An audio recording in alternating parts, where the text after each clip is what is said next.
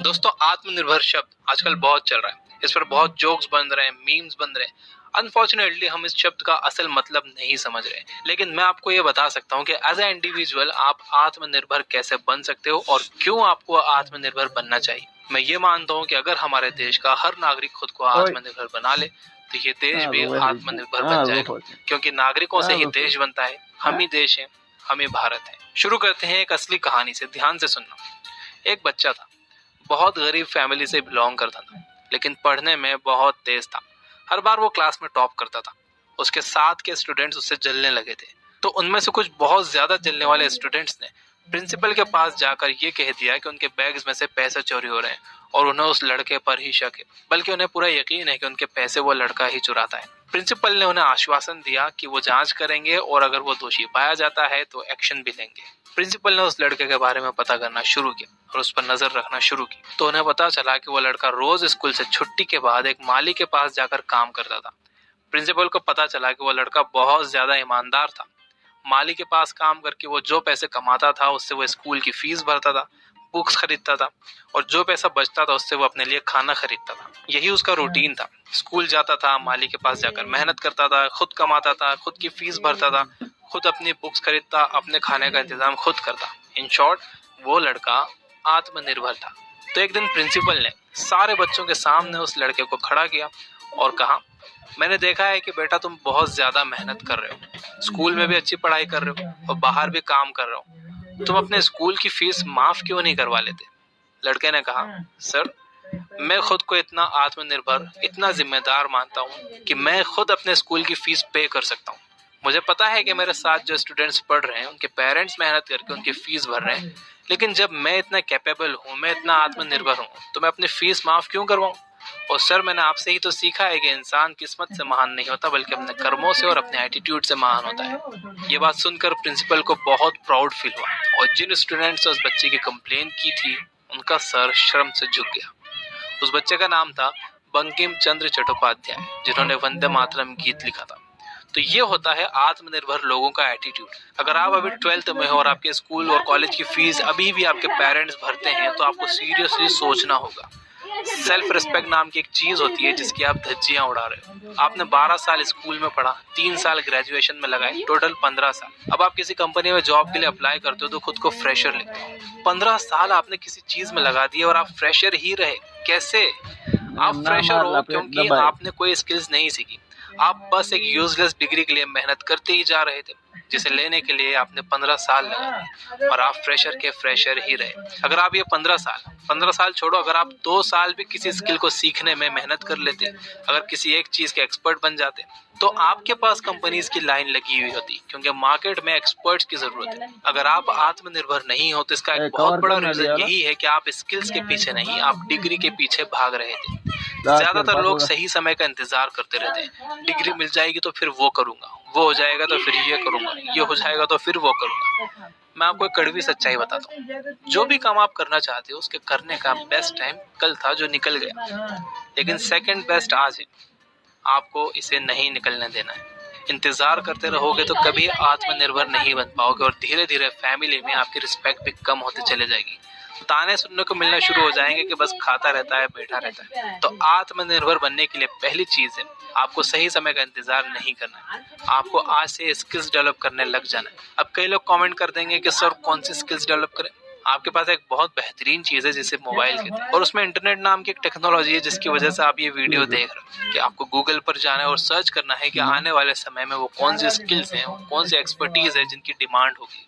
और किसी भी एडवाइस को मानने से पहले आप ये देख लो कि देने वाला कोई एक्सपर्ट है भी या नहीं। तो आत्मनिर्भर बनाने वाली दूसरी चीज, आपको दूसरों से परमिशन मांगने की आदत छोड़नी होगी। जब आप कोई भी काम करने से पहले दूसरों से परमिशन मांगते हो, आप दूसरों से पूछते हो कि ये आइडिया है, कर लो, आप यही घर में पूछते हो, तो होता क्या है?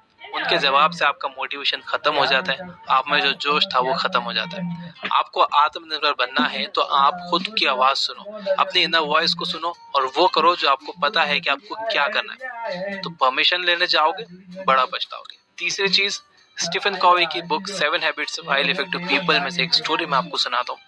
एक आदमी एक जंगल से गुजर रहा था। वहां वो देखता है कि एक लकड़हारा अपनी आरी से पेड़ काटने की कोशिश कर रहा था।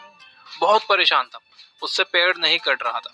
वो पेड़ को गालियां दे रहा था, उस पर गुस्सा हो रहा था क्योंकि वो मेहनत तो खूब कर रहा था लेकिन पेड़ कट ही नहीं रहा था।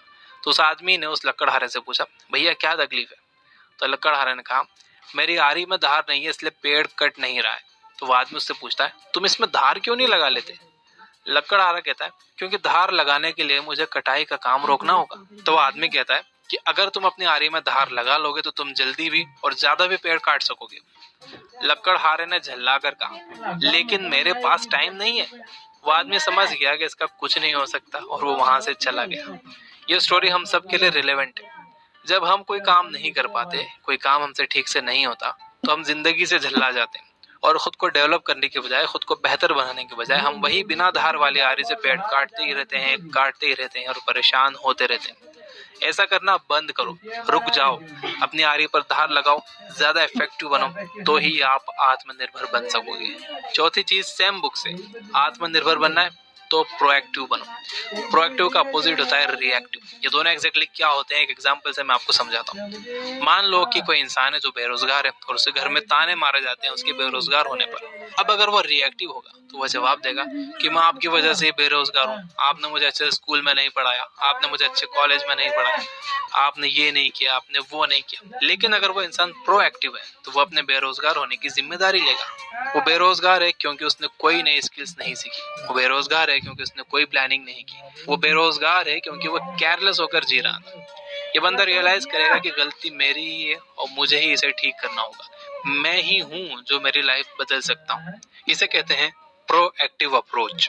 आप कमेंट करके मुझे ये बताओ कि आप आपकी लाइफ के किन एरियाज में रिएक्टिव हो और किन एरियाज में प्रोएक्टिव। इस वीडियो को ओवरऑल देखा जाए तो मैं बात कर रहा हूँ एटीट्यूड की। क्या आपका एटीट्यूड भेड़ बकरियों वाला है जो उसके मालिक के पीछे झुंड में चलती ही रहती है, उन्हें पता ही नहीं होता है कि वो कहाँ जा रही है, उनका मालिक उन्हें स्लॉटर हाउस ले जाकर काट भी देता है, तब भी वो मालिक के पीछे झुंड में चलती ही रहती है, वो अपना दिमाग बिल्कुल इस्तेमाल नहीं करती। लेकिन एक शेर वो राज करता है, वो जानता है कि हिम्मत चाहिए यहाँ खड़े रहने के लिए और अपनी जिंदगी की जंग लड़ने के लिए, आत्मनिर्भर बनने के लिए। ताकत चाहिए अपनी मनचाही मंजिल पाने के लिए, और अगर दूसरे साथ छोड़ जाएं तो अपना कदम जमाए रखने के लिए। तो कैसा है आपका एटीट्यूड, शेर वाला या भेड़ बकरियों वाला? ये मैं कमेंट करने के लिए नहीं कह रहा, ये सवाल आप खुद से करो। तो ये थी कुछ बातें आत्मनिर्भरता पर। मैं इस वीडियो को समराइज करता हूँ और आप इसे लाइक करो, क्योंकि ज्यादा लाइक्स देखकर मुझे अच्छा लगता है कि यार इस दुनिया में बड़े प्यारे लोग हैं। So let's summarise. अगर आप आत्मनिर्भर बनना चाहते हो तो ये 4 बातें ध्यान में रखो। पहली, सही समय का इंतजार मत करो, कोई सही समय आने वाला नहीं है, आज ही है सही समय। असल में पहला सही समय कल था जिसे आपने इंतजार करते हुए खो दिया। दूसरा सही समय आज है और इसे आपको खोना नहीं है। तो आपको क्या करना है, आपको अपने स्किल्स डेवलप करना है, आपको किसी 1 या 2 कामों में एक्सपर्ट बनना है, क्योंकि एक्सपर्ट्स की वैल्यू होती है। रिपीटेटिव और एक जैसा काम करने वाले लोग तो बहुत मिल जाते हैं। दूसरी बात, दूसरों से परमिशन मत मांगो, खुद पर बिलीव करो। परमिशन मांगोगे तो दूसरों की बात आपको डिमोटिवेट कर देंगे। खुद पर भरोसा करो और खुद के फैसलों पर भरोसा करो। तीसरी चीज, बिना सिर पैर के बस मेहनत ही मत करते जाओ। ये देखो कि रिजल्ट्स मिल भी रहे हैं या नहीं, नहीं मिल रहे हैं तो कहाँ कमी हो रही है, वो क्या चीज है, वो क्या स्किल्स हैं जिन पर आप फोकस नहीं कर रहे हो। पहले खुद को बेहतर बनाओ और फिर कोशिश करो, यानी पहले अपने आरे पर धार लगाओ फिर पैर काटो। चौथी चीज, प्रोएक्टिव बनो, यानी एक जिम्मेदार इंसान बनो। जब तक आप अपने हालात की जिम्मेदारी नहीं लोगे तब तक आप आगे नहीं बढ़ सकते। प्रोएक्टिव बनने का एक और मतलब यह है कि जो काम आपको दिया जाए उससे ज्यादा करो, जो जिम्मेदारी आपको दी जाए उससे ज्यादा जिम्मेदारी उठाओ। जब आप आपको दिए गए काम से ज्यादा काम करते हो, ज्यादा जिम्मेदारी लेते हो, तो लोग आप पर डिपेंड हो जाते हैं, और जब लोग आप पर डिपेंड हो जाते हैं तो आपकी वैल्यू बढ़ती है, और जब आपकी वैल्यू बढ़ती है तो आपकी इज्जत भी बढ़ती है और आपकी इनकम भी बढ़ती है। समझे ना? अपना नॉलेज बढ़ाने के लिए आप ये बुक ऐप डाउनलोड करके उस पर सैकड़ों बुक्स की समरीज हिंदी में सुन सकते हो। उस पर अभी डिस्काउंट भी चल रहा है। Finally, you guys are amazing, keep reading, keep learning, keep growing. Thank you for watching.